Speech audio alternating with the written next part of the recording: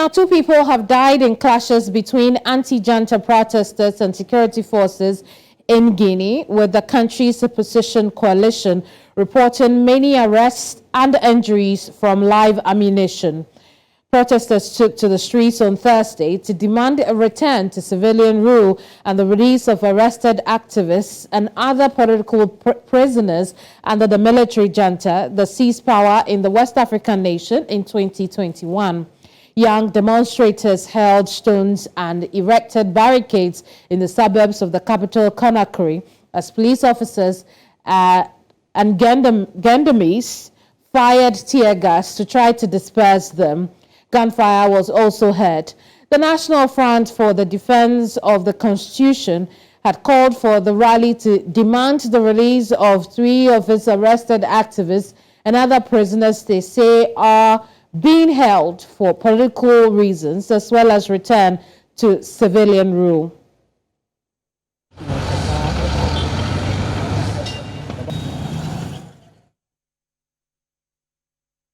Now joining us on the news is Adib Saani. He's a security analyst and executive director of Jatikay Center for Human Security and Peace Building. Good afternoon to you, Adib.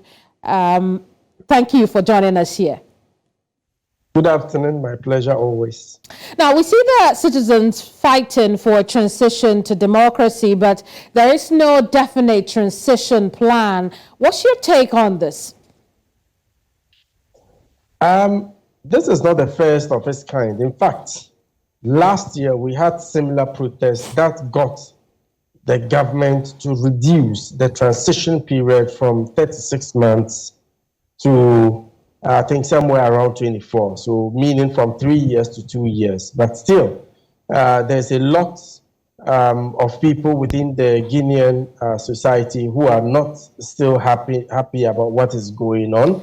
And so they want a more faster transition to civilian rule. And this is particularly because of the activities of, the various political actors who have come together to form a formidable force to oppose the military junta in that country. And they have some concerns. One, they want, within the shortest possible time, a transition to civilian rule. And secondly, they also want the ban on protests to be lifted. And of course, some prisoners to be released, and most of them being political prisoners. And I'm not sure this is going to be the last of it. The junta would have to take appropriate steps to at least, if not cede into the demands, all of the demands of the protesters, but they have to be willing to meet each other halfway. I see, but do you see the junta, particularly its leader, allowing for a smooth transition to democracy? Well, nobody saw the junta willing to reduce the transition period, and this was done last year in October. Even the regional bloc, with all of the pressure and the excommunication and the sanctions, still they refused to do so. But when the people came out in their numbers, they had to do exactly. They have to cede.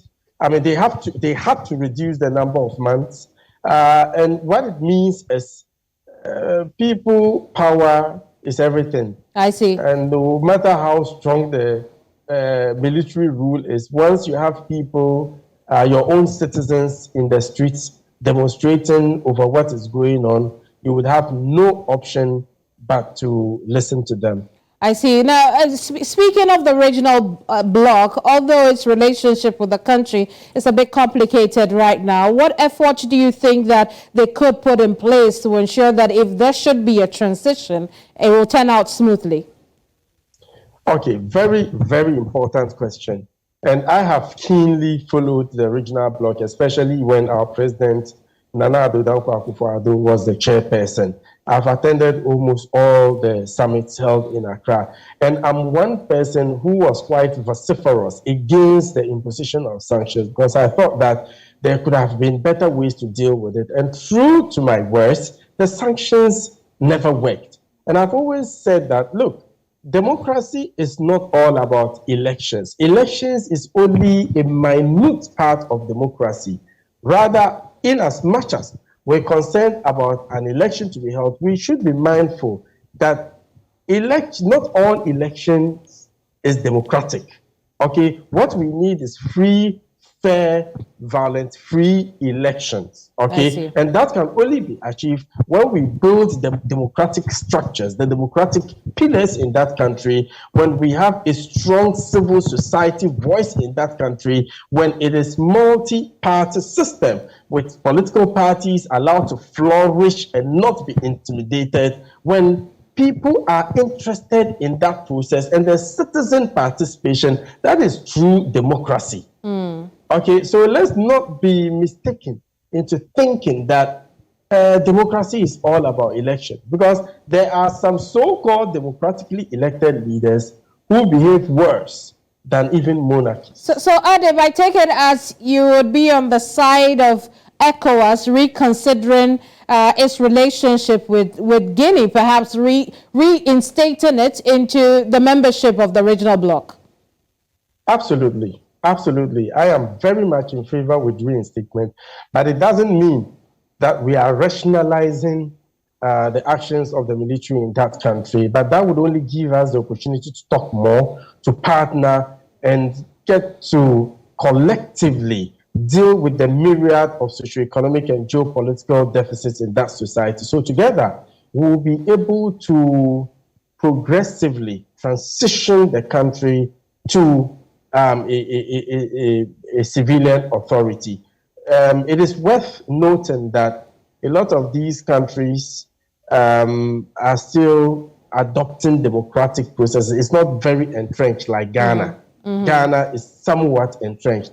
But for these countries, because of the nature of their constitutions and all that, in Ghana, almost every power is vested in the hands of the civilian authority, the 1992 Republican Constitution. But in other countries, it is different. And that is exactly what I'm talking about. It goes beyond an election. It's about also looking at the Constitution to make it difficult for the military to take over power from the civilians.